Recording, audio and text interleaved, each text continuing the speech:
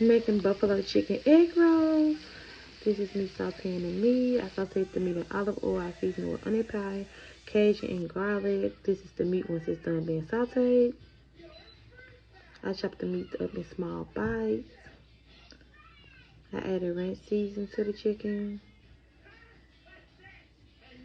Cajun, buffalo sauce. These are the egg whites I'm going to use. I added Italian style cheese blend.